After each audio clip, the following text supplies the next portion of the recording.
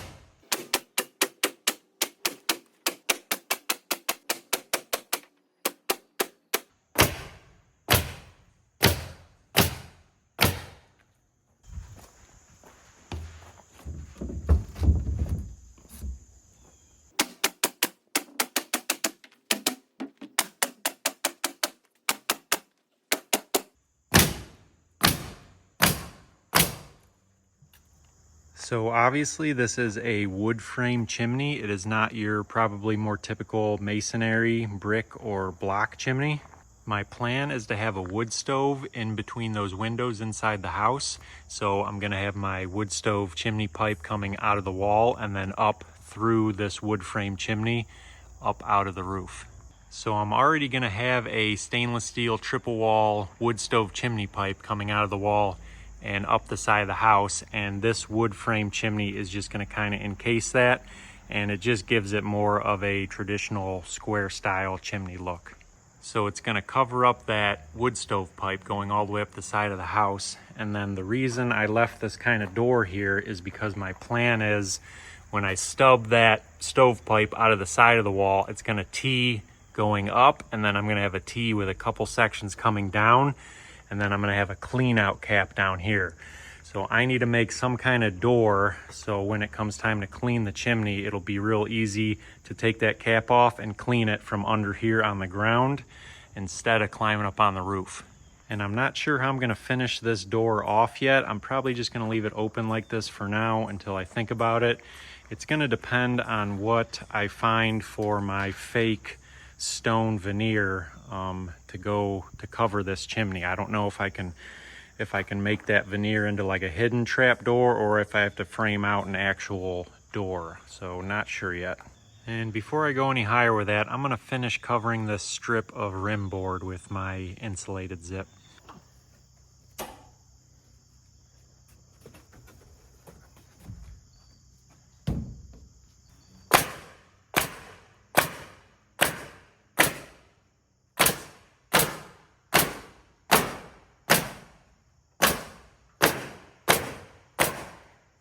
A lot of people have asked in previous videos, especially when I did my wall framing, why I didn't overlap my sheeting down my rim joists instead of piecing it in like I did right there.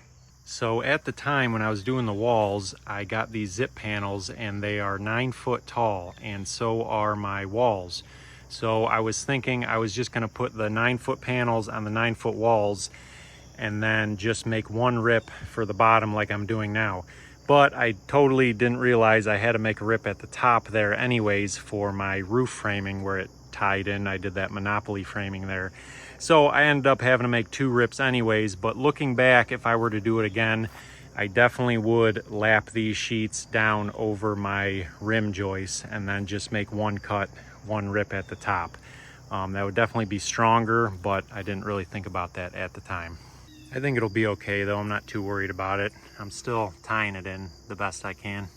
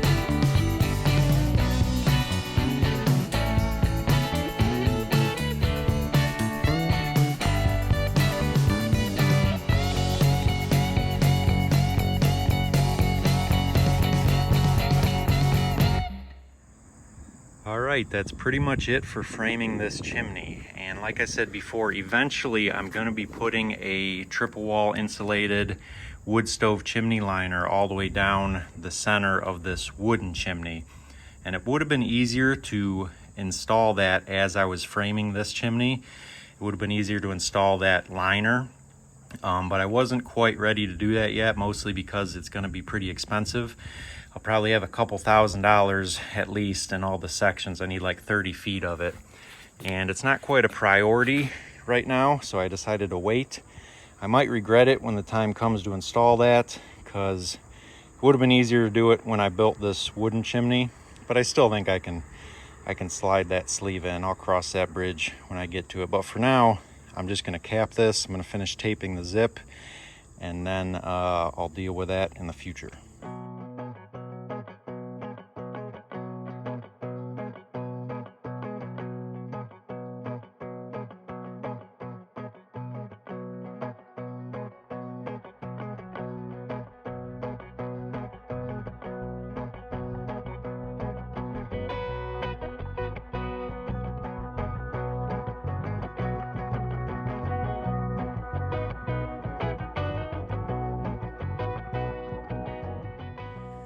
So while I have the scaffolding set up right here, I'm gonna finish building my roof overhangs on this front gable wall.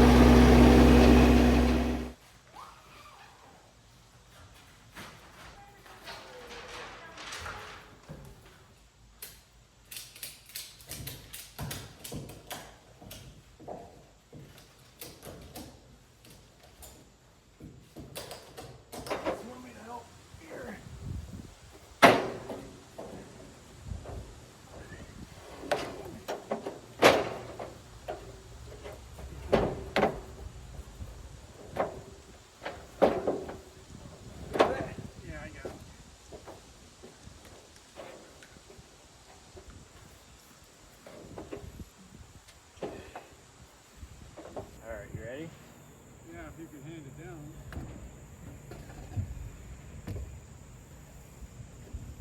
All right, come uphill. All right, hold it. Try to stay flush. You got to come up a little bit. Right there for now.